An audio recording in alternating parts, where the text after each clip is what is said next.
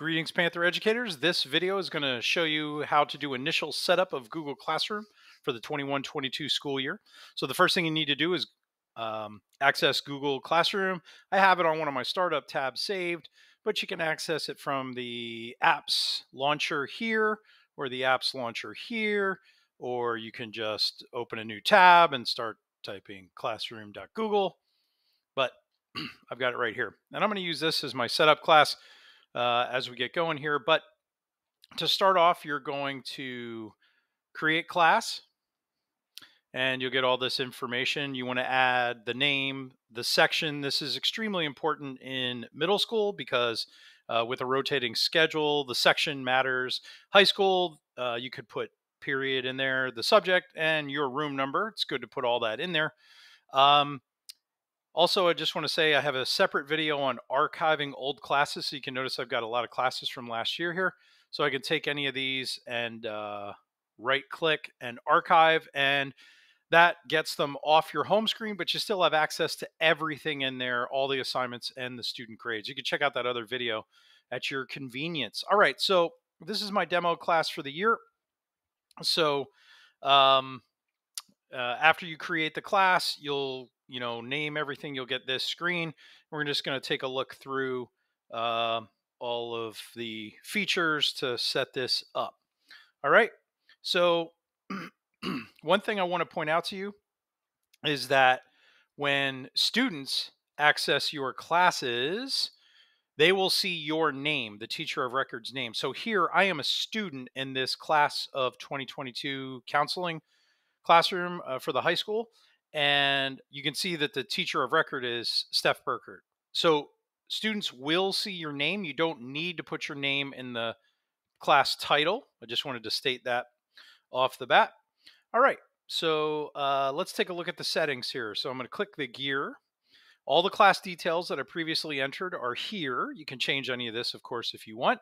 Here's your invite code for the class. This is the code that you give students to join. This is an invite link. You can copy this and paste it in an email or any other place that it would be useful. Not sure when you would use that, but if you need it, it's there. There's your actual code. You can display this by clicking the button and it'll show up on your projector. You can also write it on the board or give it to kids in a printed handout, whatever you want. Okay, stream. My default when I set these up is students can post and comment. You may want to turn that off or change that. Only teachers can post or comment, meaning students can't say anything.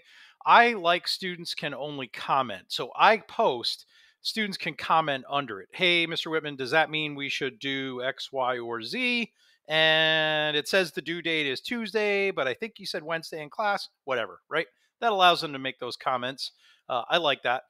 Classwork on the stream. You have three options here as well. Show attachments and details. That's going to provide a lot of information on your landing page, the stream page, which is what students see when they open your class. That could be a little bit overwhelming. I don't like that option. This is all personal preference, though. If you like it, go for it. But you're going to have all that detail organized on your Classwork page. So I think it's redundant. So I like show condensed notifications. So if I post an assignment, it will just say on the stream, Todd Whitman posted an assignment, and they can click on it and go to the assignment, or they can go to the Classwork page and see it, or you can just hide notifications altogether.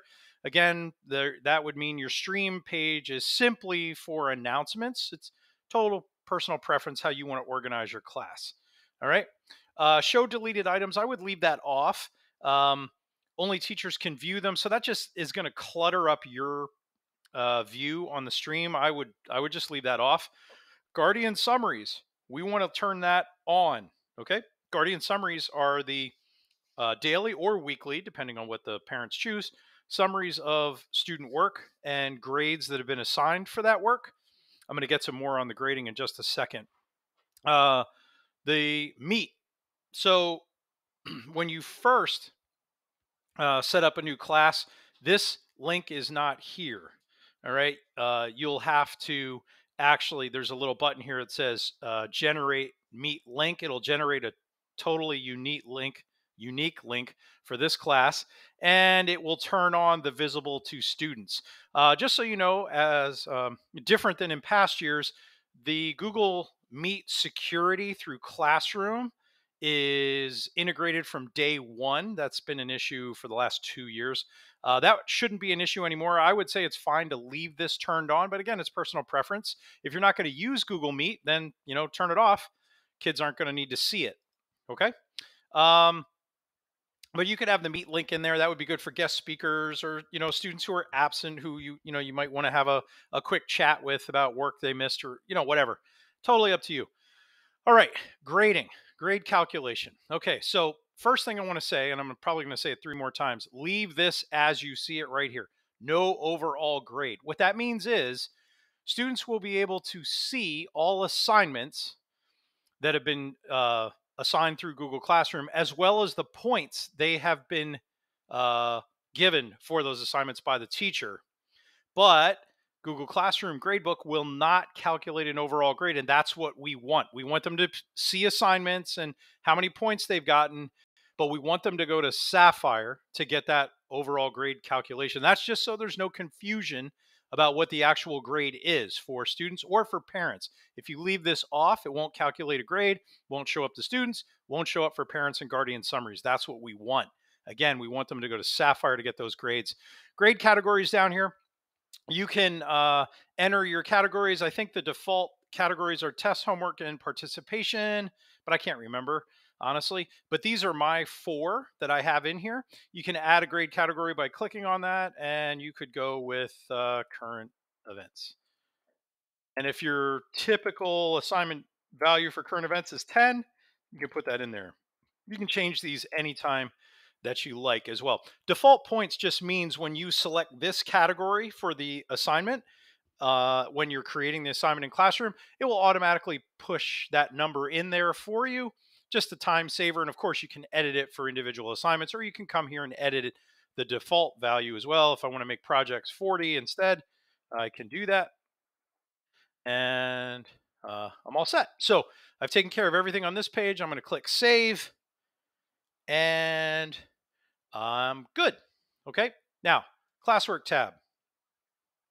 So I'm going to go into the different assignments here in the on the next video. But this is your categories for assignments: question, material, reuse, post, topics. This is where you're going to create everything. Across here, you can start Meet right from here. Students can do the same. The Google Calendar will display the assignments that are due for this class. It doesn't actually show their entire Google Calendar if students use it for reminders or events. It will only show assignments that have been assigned by teachers. And this is the Drive folder. This is where your assignments, all your attachments and everything are stored in Google Drive in case you would ever need to access them. Usually I say don't mess around with that folder because you can do more harm than good. Okay, so you can see here I've pre-created the topics, the weeks of the school year, which is something that we did last year. I just want to show you that on this Classwork page, you can change the order of assignments or topics simply by dragging and dropping. So I want my summer assignment to be the first thing in the queue, so I'm going to push that up, and there it is. It's number 1 in the queue. Now you'll notice, because I used the copy class feature from a class I used last year, all these say draft. What that means is I can see them here. Students can't see them yet, which is actually pretty nice. So you can create assignments up front and save a draft of it. And then when you're ready to actually assign it, you click the menu, 3 dots, edit, and all of your information comes up here, right? Topic, I can pick a due date. I'm going to say that it is due, I'm going to say it's due September 2nd, the first Thursday of school. You can add a time if you want.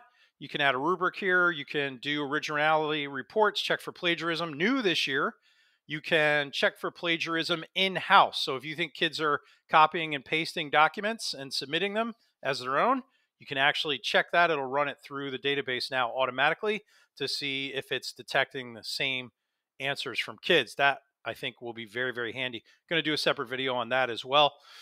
So that's all ready to go. I click assign, and now it's going to go live in the classroom. You can see it's no longer grayed out. I've got the due date there, and students will be able to see this one, but not these, which is pretty nice. All right. What I did here was I dragged my Zoom link and daily meeting links from last year because I created this class by copying it, which again, you can watch in a separate video. But if you want to move this Zoom link up, you just grab it and drag it to wherever you want and drop it, release the mouse, and it'll go there. Daily meeting, I just want to move that up above Zoom. You can do the same thing with assignments as I've already shown. And that updates your quick navigation over here on the left-hand side. You see daily meeting is now above Zoom link, but you have to do it from this live Canvas area right over here. Okay, people, you will be listed as a teacher because you created the class. If you have co-teachers, you want to add them here. You can just start typing. So I'm going to co-teach this class with Dan Schumann. So I start typing his name. You can just type the last name, first name, and make sure you select the right person. But I'm going to add Dan Schumann as a co-teacher, and I'm going to click invite. You want to add the building subs by their email addresses and the generic sub account for your specific building so that if anybody needs to run your class in your absence, they have access to it, and it'll be pretty seamless. And it's actually very easy for you if you've got an emergency or you're ill and you're not present. Now, students, you can give them the class code just like we've done in previous years, or you can click here and start typing their names as well. So I have Michael Billman in class. So that's his student account. I'm going to pick that one. And I have Janet Heilman. So you start typing the name, it populates, and then you click invite. Now you'll notice here that it says the name grayed out and invited behind it. When they log into Classroom next time, there will be a tile right at the front of their Google Classroom landing page right here. Any new classes will show up and a little button will say accept, and they just click accept, and then they're a member of the class, and then their name will be dark. And if they have any guardian information on file from any other teacher, it'll automatically populate here. You don't have to add that. Okay. And then grades, there'll be nothing in grades until you actually have something assigned. And that's about it for your setup. Only other thing is on the Guardian summaries. If you go to the People tab, once they join, once they actually accept the invitation, you will see Guardian summaries here, or Guardian information. If it says invite Guardians, a link, you can click that. And if you have the parent's email address, you just enter that email address. So jbillman@comcast.net, Michael's mom, then they will get an email on their end, and they will be able to select how often they want to get the summaries and some other customization features. You have to do nothing else. They will automatically get summaries whenever they've asked for them, and you need to do nothing. And if another teacher has already set it up, their information will just populate here. And because you have Guardian summaries turned on in here, they are ready to go. There's nothing else you need to do. So that's the general setup for the 21-22 school year. Hope that helps. If you have any specific questions or I missed something, of course, you should let me know.